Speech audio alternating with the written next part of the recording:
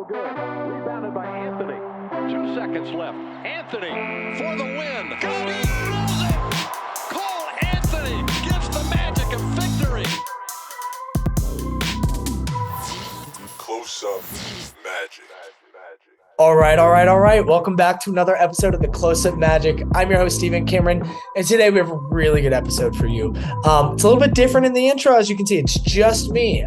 We do have Malik. He's joined with our awesome guest, Luke Hetrick from Spectrum Sports 360. He's a local reporter in Orlando that covers the Magic, and it's a really good episode that we have with him. Before we get into this episode, though, we're going to jump into the housekeeping stuff. Do us a favor. Whatever platform you are watching or listening to this on, please like and subscribe to this show. Really helps us out a lot, and it helps you get the content faster so you can listen to it when it's fresh. The other thing, if you're interested and you want some fresh gear for the upcoming season, you can get Close Up Magic gear, hats, t-shirts, bags, whatever you want, mugs, for very reasonable prices. You can check them out in the link in the show description if you want some Close Up Magic merch for the NBA season. It helps us out, keep the show going, and it makes you look great going into the season. So do that. And lastly, please share this with a friend. The Magic are getting some more noise. There's some more people wanting to tune in, figure out what's going on. Send them to the Close Up Magic. We'll get them informed as we hopefully inform you as well. This week's episode, we have Luke Hetrick, and it's great. He's a local reporter, like I was saying. He's with Spectrum Sports 360. He's got a long history of covering sports in general from around the nation, and he's been covering the Magic now for a few years, and he does a great job. Every media day, he does a fun video recap where he's doing some interviews with the players, and it's always comical and a lot of fun, but he does cover the team in a lot of aspects. So he's a good interview. We get to hear a little bit about his journey on how he got to covering the Magic, and his thoughts on the team currently and going into the season. It's really a good time. So we're looking forward to you listening to the interview and checking him out. Make sure you give Luke a follow. Before that, we are recording this on Tuesday. The Magic had their first preseason game on Monday, and it was a shocker to a lot of Magic fans because it was bad, to say it lightly. It was a preseason game. The Magic were sloppy. We looked like we hadn't practiced a lot that past week. And guess what? The Magic hadn't. There was a hurricane that came through, shut the Magic facility down for multiple days. I think they missed at least 2 days of practice, possibly 3, but I'm pretty sure it was just 2. And, it's the first week of training camp. You need every single one of those days. And they had turnovers. They had missed defensive assignments. Guys were still not in their rhythm with their offense shooting yet. Weird lineups too. Guys not used to each other just yet. So it might take this team a little bit more to gel. You know, they also went up there to a very experienced, young but experienced team versus the Memphis Grizzlies, who had a very successful playoff run last year. And so, a little bit of a wake-up call to some of us, maybe not for others. I'm kind of still steady where, this team's going to have ups and downs, but I think they're going to be solid throughout the season. Maybe some of you need to level set your expectations a bit more. I don't know. Either way, it's not going to be what the Magic were on last night the rest of the year. I promise you that it'll be solid, or whenever you're listening to this episode, if it's on Wednesday or Thursday. So just keep that in mind. It's preseason. They haven't been through all the training camp yet stuff. When regular season starts, it's going to look a lot better.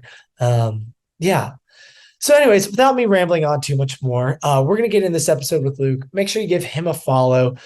Shout out to Malik for holding down the interview without me as I was recovering from illness. And if you all like the show, again, please like, subscribe, and we'll catch y'all next week. All right, well, welcome to the Close Up Magic. As we said before, we're speaking with Luke Hetrick of Spectrum Sports 360. Luke, how you doing tonight? I'm good. It's a mouthful to say, isn't it? Spectrum Sports 360. It's a lot. It is.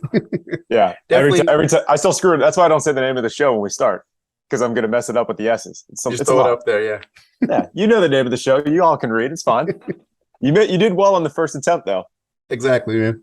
Now this week it's been kind of interesting for you. This past week, you started covering the Magic for Media Day. Then obviously the hurricane comes and Yep. changes everything. So take us through your week a little bit and what that was like and how different that was from a normal week for you, I guess.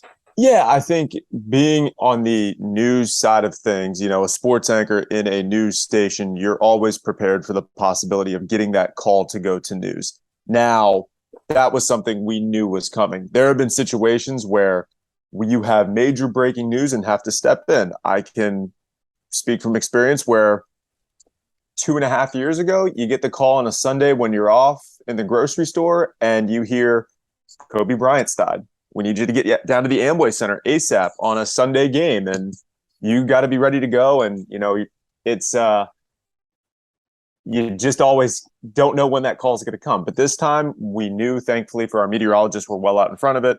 We were able to be prepared, able to be on top of it. So we had our assignments out a couple days before, and knowing that I was going to Magic Media Day, always something I look forward to every year. Getting to know the guys, just get them in a very lax, laid back conversational environment. But then, 48 hours later, the major switch, you got to put a different hat on, but it's all part of the job.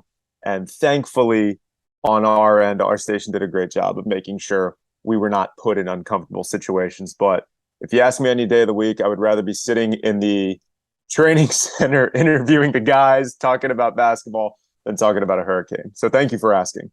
Yeah, it was kind of wild watching you later on in the week. I saw you and I guess your colleague, Miss Stein. You guys were actually out on the road covering different shelters, being at places where there might have been flooding, that kind of thing. So was that something you had been used to? I know you wore a lot of hats at all the places that you've been at, from Connecticut, Pennsylvania to Macon and stuff. But is that just like, oh yeah, this is just another Thursday for me? Or no, it really wasn't. That was probably the worst weather I've ever had to deal with since being in Florida. I've dealt with snow. I've dealt with, extreme heat, obviously, since moving to the South, almost 7 years ago. So being from the North, that was a little bit of a shock for me, that immediate humidity you feel when you walk out the door. But being really in the thick of it, knowing that it was going to be a lot of rain, not a flooding, still a ton of wind, and that you were going to have to be in a car driving around Central Florida where it was pitch black at night, because our shift was 6 p.m. to 6 a.m. It's 12 on, 12 off in news, typically when it comes to severe weather coverage. So you're driving around at 3 o'clock in the morning, not knowing what's on the road, not knowing what's coming around the corner. So you really have to be alert at all times. It was something, from past experience that I was used to. Danielle had never been in a hurricane before. She was in Charlottesville, Virginia. She is a Boston native. Oh, okay. She had never experienced a hurricane before, so this was all new to her. But in that situation, it just becomes given play-by-play. Say what you see. If there's a tree down, explain it. If there's damage on property, explain it as best as you can. That's where the sports background comes in, because how many times do we just have to ad-lib about anything? They come to sports people and say, hey, we got a minute to fill. Just start talking fill time. It's the same thing in weather. We're not throwing out stats and numbers and debates. You're just kind of saying what's out there, not speculating anything, just trying to give as many facts as possible. So it's never a situation that you love doing or that you want to do. You just rely on your principles and rely on what you know and what you're comfortable with, and let it take over from there. Now, do you travel as light for media day as you did kind of going out on the road? Because I know back in the day, a lifetime ago, when I did internships with like a sports department, we pick up the old camera, kind of shoot things, and then bring it back to the station. Are you guys doing stuff on your phone, or do you have a camera? Like, how does that work at media day versus out in hurricane weather, that kind of thing? So media day, sometimes you just show up and you have the camera. If I'm going to a post-practice session, if I'm going to a game, I'm showing up with my tripod camera and laptop and a stick mic. And I'll have my phone on me, if I need it for anything, if I have to pull it out and, shoot something in the crowd or whatever.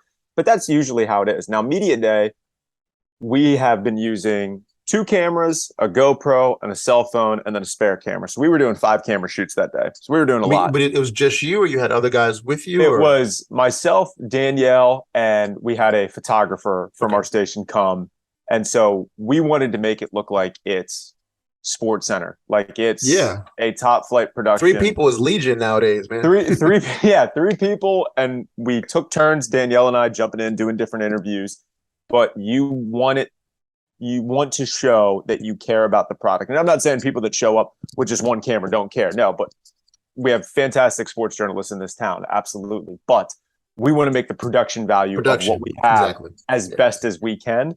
So I'm actually working on today. I just finished up a one-on-one interview with Paolo. That's going to run later this week. So you're going to see a bunch of different camera angles, a bunch of different video that we used, some video that was provided to us. So it's all hands on deck for that.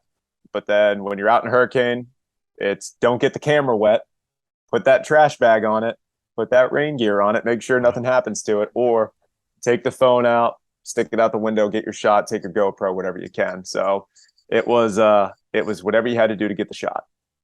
Now, I think I first kind of came across your work in terms of covering the Magic. It's kind of last year, everybody coming out of the pandemic, seeing you interview Cole Anthony.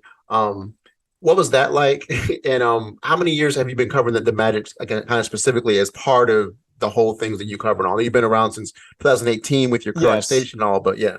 Yeah, 2018, you would sort of cover it on and off. And I think the past few years, I've sort of developed and earned the right to kind of be the beat person, so to speak. No, we don't have beats technically, but I'm kind of the go-to person. But we have a great team that any one of us are capable of covering the Magic. Absolutely. It's just I'm a basketball nut. That's what I grew up with. Covering the NBA has always been a dream of mine. So yeah, really the last 2.5 seasons, I've really been all in on the team, been able to be kind of the go-to person on that.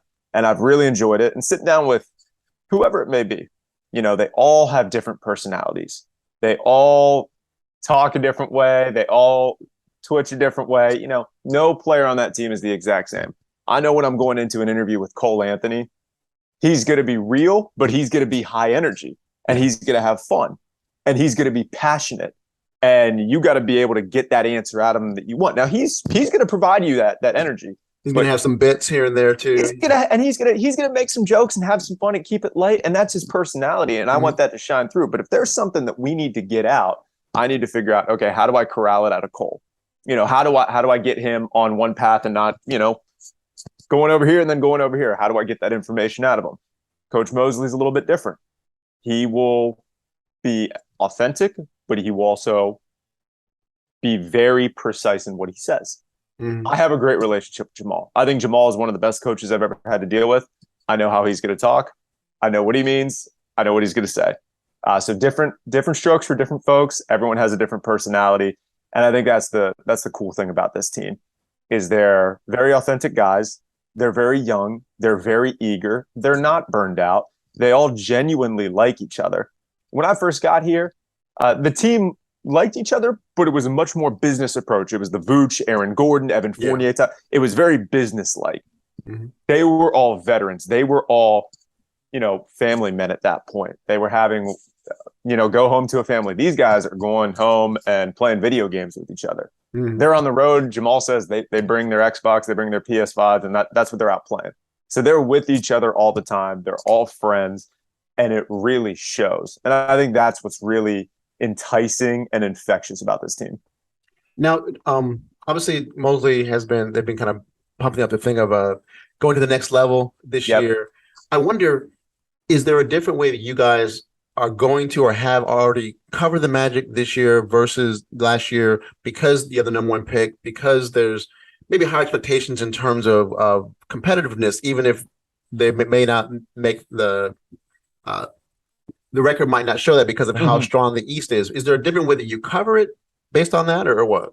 Yeah, I think Jamal is going to hold this team accountable because it's so many pieces coming back, basically your top 10 to 12 leading scorers back, and you're adding in, 1, 2, 3 new pieces, but that one is kind of how everything's going to tick from now on. So they talk about the leveling up and the accountability. You knew what last year was. you knew they were going to win somewhere probably between 20 and 25 games, which they did. They were going to be a bottom 3 to 4 team in the league, which they were. Mm-hmm. So there were going to be growing pains. That did not mean, and I think people sometimes get this misconstrued, is that everything was all good. Like, we knew it was going to be a struggle, so it was fine when they made their mistakes. And it wasn't. Hey, we understand it's going to happen, but you always hear Jamal say, you can't make the same mistake twice. You have to learn from it. You have to be accountable. You have to understand it. So this year, knowing you're introducing a new piece and really a kid in Paolo that's going to have a lot of pressure on him, that's going to have the target on every number one defender's back coming into this season, but with a roster that, if healthy, by all accounts, from what you had on the floor last year, should take that next step. How that translates to wins, I don't know, because I think a huge part of that is obviously health and the schedule. When you play certain teams matters to me. So I think that factors into it. But absolutely, you need to see results. And does that mean tangible results in terms of if they don't hit 35 wins, is that a failure? I think you need to see them be much more competitive, keeping themselves in games late. They were bottom 3 in terms of how many games they played in the clutch that last season. That needs to increase. There's going to be numbers in the metrics you look at that you say, now it has to level up. Now you've got to take it to this level. But in terms of asking questions and how we cover it, I think you become to be a little more demanding, understanding the balance, that it's not going to be the worst team in the league, but understanding that it's probably not going to be a playoff team in my estimation. So how do you treat that? Do you ask the specific question, well, why isn't it working? Okay, you got out-rebounded by 20 tonight. Well, it's a young team. Well, it's an inexperienced team. Well, there's injuries. That isn't always going to fly. That isn't always going to be the case with this team. So I think us as journalists, we need to get to the why a little bit better with this team, because they deserve that. They deserve that respect from us, not to be looked at and said, oh, it's the Magic. They've had a lot of bad years. It's okay. They've leveled up. They've made this approach. Their expectations are higher. Our expectations should be too for them when we ask them questions and hold them accountable. Yeah. It's interesting. I'm wondering how I was going to play where the team might actually be better this year and more competitive, but the record might be similar in some ways, just because the East has so many guys come back from injury, guys that have been traded from the West to the East, and that kind of thing. Even like because Brooklyn last year, for example, was so beat up at certain times. Atlanta had John Collins in and out of the lineup. So it's like I just wonder how that's going to flow, even just for fans and all. Do you still consider yourself a fan of the NBA, or do you follow certain players? How does that fandom kind of jibe with how you do your job, I guess? Yeah, I think I'm a fan of the product that's put out. I think I'm a fan knowing that these guys are the best athletes in the world at what they do, and we're showing up every single night and we're dazzled by them. We are entertained by what they do. You know, if I have a chance, if I'm off and I see on the schedule the Magic are playing, you know, no disrespect, but if the Magic are playing Portland and Dame's not in the lineup, am I going to go? You know, maybe I would. Maybe I would. If they're playing Golden State, I'm showing up. If they're playing Miami, if they're playing Boston, I'm probably showing up. So there's that element of entertainment to it. But, you know, for me, it doesn't clash. I never grew up really with an NBA team. I always said I was a Lakers fan, but it was always because I was a Kobe fan. I was from Pennsylvania. Kobe was from Pennsylvania. It made sense. But I've always just enjoyed different teams at different times. If that makes me a bandwagon fan, so what? This is a star-driven league. It's a player mobile league now. Everyone's saying that they're a fan of this team has probably been rooted in that because their dad or their uncle or someone before them was a fan of that team.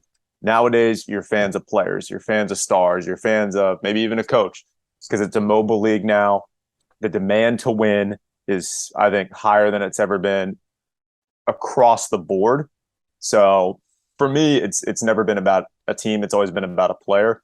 But covering this team in this city where you are seeing them move up the ground floor is a lot of fun. And it's something I've really come to enjoy. Yeah, and I think that's kind of an aspect you see with a lot of younger fans. I mean, kind of considered younger fans like yourself, is that you follow those players and those personalities of kind of guys. Now, are you from, I guess I would say, country Pennsylvania or city Pennsylvania? I know there's kind of So the quote about Pennsylvania is Philly's in the East, Pittsburgh's in the West, everything in the middle is Alabama. I'm from Bama, basically. Gotcha, I grew okay. up about a half hour south of Harrisburg, which is closer to Philly than it is Pittsburgh, although my allegiance is always to Pittsburgh. But yeah, growing up in central Pennsylvania, which wasn't not a great basketball area, you're not really born into the NBA. You're not born into that fandom. If you wanted to go to Philly, you could. And the Sixers had Iverson for a while, but I was never an Iverson guy. Like that was not, I was not a fan of Philly sports. I was not a fan of Iverson, as a 10, 12-year-old kid. Yeah. So I never had that team, to link up to. So it's always been a little bit different. Nice. Okay.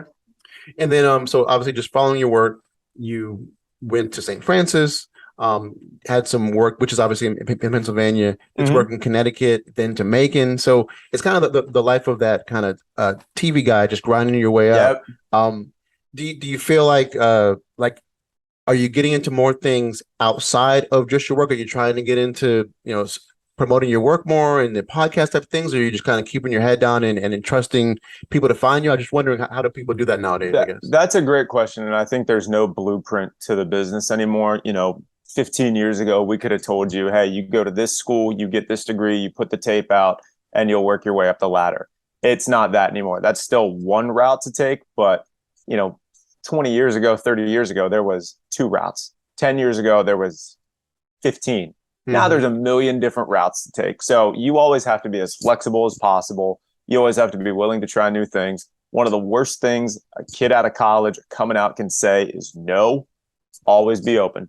Always be open to expectations and different opportunities. It's important to know what you want, but I think part of knowing what you want is knowing what you don't want. So you got to have those experiences along the way too, to really know, is this what I want? Is this the route that I'm going to take? For me, I'm kind of a dinosaur. I'm so behind on tech at times. I'm always late to, the podcast game, late to this social media. I'm late on TV. Like I just started watching Breaking Bad. It ended 9 years ago. I just started watching. So I'm late. So I'm kind of playing catch up, and instead of being proactive, sometimes I tend to be reactive. But yeah, I'm trying to market myself and market my work as best as I can. I would love to advance in the game, as I call it, and hopefully that opportunity comes. But for right now, being in the city that I'm at, covering this team with Magic fans, hey, sometimes I'll get into it with them on Twitter. Don't always have to agree, but one thing we all got is passion, and I love it. And we all want the best result. Yeah, I'm an unbiased media member. I will always say that, but mark my words, it is a lot more fun to cover a team when they win than when they lose. That is so. We all want our teams to win because it makes our jobs a lot better. Now, just a few final questions. Now, in terms of like coming from Atlanta to Orlando, it seemed like in Atlanta you had a lot of different hats covering a lot of different teams, professional as well as college.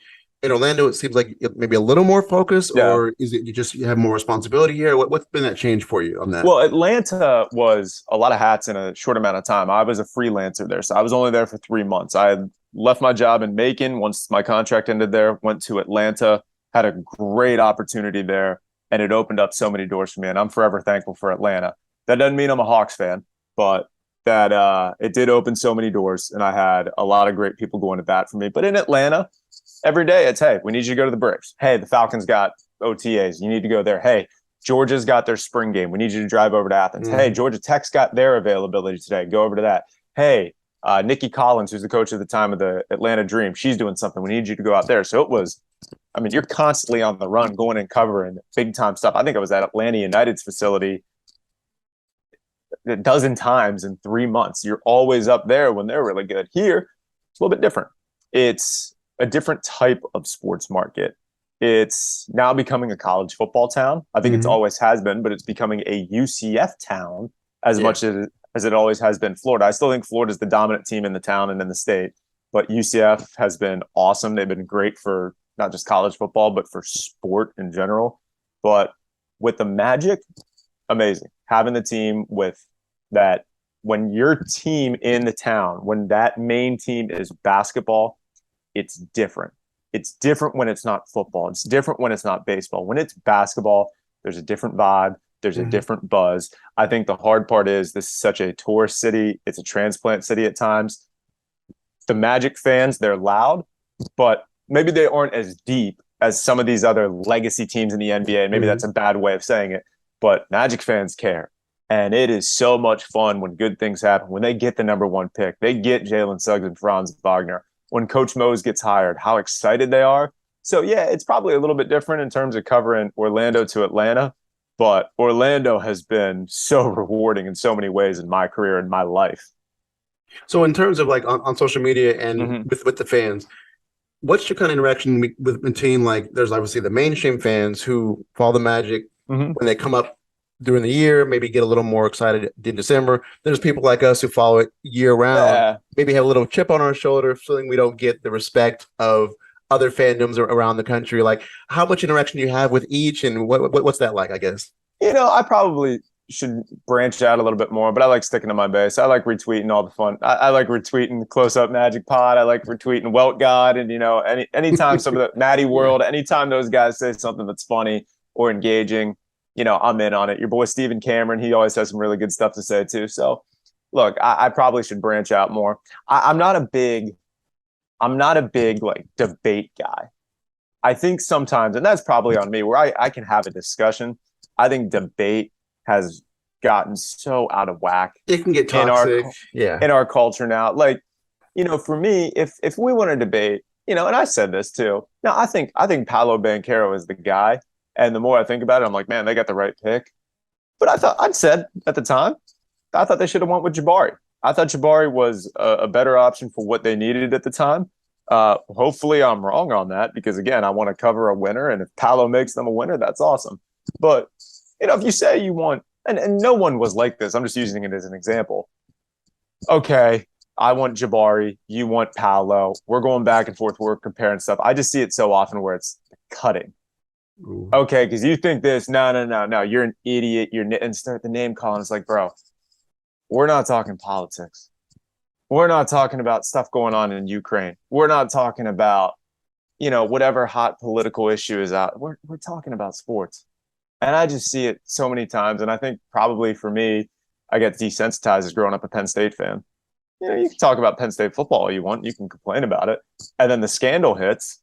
And everyone's got an opinion on Joe Paterno and Jerry Sandusky and everything that's going on. So you can't have a healthy discussion on it without being there's no nuance. There's no you're either this or that. It's black and white. It's very, very toxic. And that's to me was probably an unfortunate experience where maybe I shy away from the debate kind of things. But if you put an opinion out there and you're getting you suck and every, name in the book, whatever, just kind of got turned off to it. So, but look, I think healthy discussion is good. I love it. I think accountability is good. I've had some takes that I put out that were rotten and awful and did not carry any weight. And you know what? If you guys want to bring them up, go right on ahead, because I'm secure enough. Hey, I'll say stuff if I want.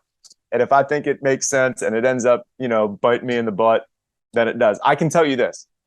I will tell you this as far as a take. In a group chat that I was in, 2021 draft, I wanted Suggs over Barnes, but I didn't think we were going to get Suggs. And Scotty Barnes goes 4th to Toronto. I high-five someone in the newsroom. I'm like, let's go. We're getting Jalen Suggs.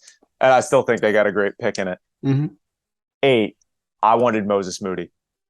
And then I see Franz Wagner. I just go, are you kidding me? Franz Wagner? What is that? No, ew.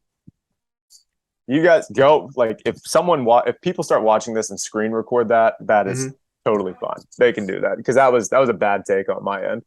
Well, and that happened to a lot of people. There were so many people, even in the crowd, you see their faces, because obviously when Suggs is picked, the elation, high fives, chest bumps, grandmas, twerking up there and stuff. But when Suggs is taken, when Franz is taken, people are like, wait, what? Why did we take this? Why didn't we trade all that kind of thing? So, but obviously, the rest is history and all.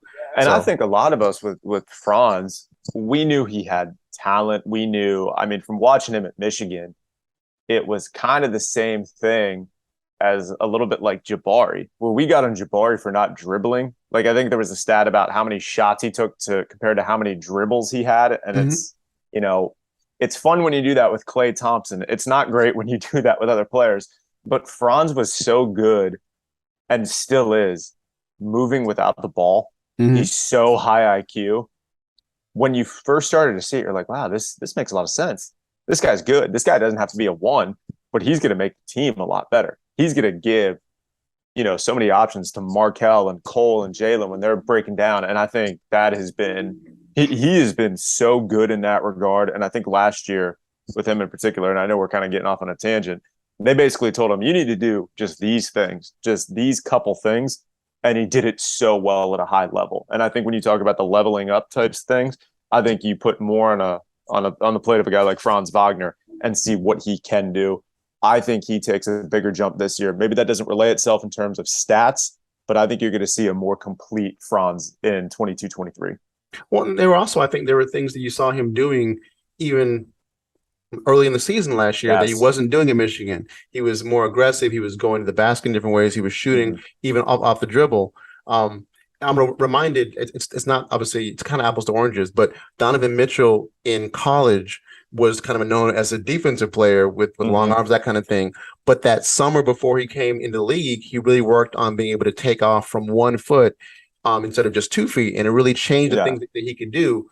And when you have that kind of work ethic combined with a specific focus, you can really do some things. And I've seen some of that with Franz. I think you've seen some of that when you guys get in there and watch what Franz does with the assistant coaches. You see some of the stuff that he works on. Yes. And I think that's a great point that you made, because I kind of see it with Donovan and I keep saying I'm a fan of so many teams, born in Louisville, so ends up being a Louisville fan. There you go. And it's so awesome with every scandal we have every year that we get to enjoy that with our basketball. But watching Donovan, I thought he was a master at really like 2 moves. Like when he would work on the pick and roll, how he would decide to go, and then he would have variations off those moves. I didn't know how quickly it would translate. I thought he would be a good player, but his ability to score off the dribble in terms of dribble up jumpers was so much better than I thought it would be. And he's been so fantastic. That Franz, his ability, like you said, to get into the lane and not have those like raw, powerful Euro steps where like our knees hurt watching it. It's so intricate and targeted. Intricate's the best word. Intricate, and it's very methodical in how he does it. And his ability to be 6'8", 6'9", get into the 6'10" nowadays. He's huge. 6'10". He is huge. And then just the finesse finisher that he is. It's not a Aaron Gordon power, makes $1 million move and sometimes has a 10-cent finish, leaves it shorter, it rims out. Franz just so good, just getting that little floater, getting that mid-range jumper off. I think that's why I'm really excited for him this year. And I don't really have any concerns with him and Paolo, how it works, because Franz is so good playing without the ball. Right. Well, we'll probably kind of shut it down there a little bit. Tell people where they can find you. I'm hoping this kind of continued relationship where we can maybe check in throughout the season, see how things are going, that kind of thing. Maybe see at Gator basketball type things. I know you're covering different things around the state. Absolutely. So, I like what Todd Golden's doing for your Gators. I'm really excited. I sat down with him around the spring game time for the football team, and Todd Golden is just electric to talk to. And you it's not one of those guys that you want to run through a wall for like that. You probably would, but you're just like, man, this guy's speaking the truth. This guy's honest. Like, I want to go play. But yeah, as far as where you can watch us, 10:30 every night. If you have Spectrum cable, internet, Spectrum News 13, 10:30, it is Spectrum Sports 360. And then you can follow me on social medias. Twitter handle is at LH Sports TV. Instagram is at Luke Hetrick. And if you want to try and get me verified, please do, because that is still an ongoing issue. The eternal mystery. Why does this bozo get to be verified and not me? What's going on? So, and here's the real truth to it. My first job in Georgia, I was in Macon, starting out at a number 2 station there. And I didn't understand. Again, we go back to this guy's not tech savvy. I get verified like with my station Twitter account. I had like 200 followers. I'm like, okay, what is this? And everyone's tweeting me, dude, you're verified. Like, I don't know what that means. And everyone's like, basically, you're legit. Like, people take you seriously. And I'm like, all right. So in 2 years, I grew it to like, 2,000 followers. And our station at the time had a rule that if you left, we took your Twitter account. Oh, man. And I was like, okay, well, because like when you signed, you could either make a new Twitter account where they could use yours, but however you left it, they kept the rights to your Twitter. Wow. And I was like, that's dumb. So I basically was just like, okay, you can have it. And then Twitter's like, well, you were verified once. We're not going to make you verified on the other account now. So whatever, man. So yeah, I've had that battle, but maybe I shouldn't be verified. Maybe it's just something to shoot for. If I keep working hard and, do something that people actually enjoy, maybe I won't be verified. Maybe this podcast is where we. Yeah, I mean, sometimes you have somebody vouching for you. They have these rules, but they don't seem like to follow them. So anyway, we'll see how it goes. But all right, you and me together. When we're gonna get this done. We're gonna get this together. Yeah. Well, thanks again, Luke. I'm sure we'll catch you online and stuff. Like I said, give him a follow. Listen to his stuff. Does great work with Spectrum Sports 360. And again, thanks for your time, Luke. All right, thank you so much for having me. Enjoy the rest of the season, man. We'll talk soon. Good stuff.